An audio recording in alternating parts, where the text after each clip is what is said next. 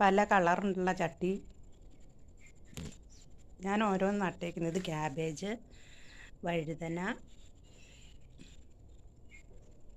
ഇങ്ങനെ ഓരോ തക്കാളി,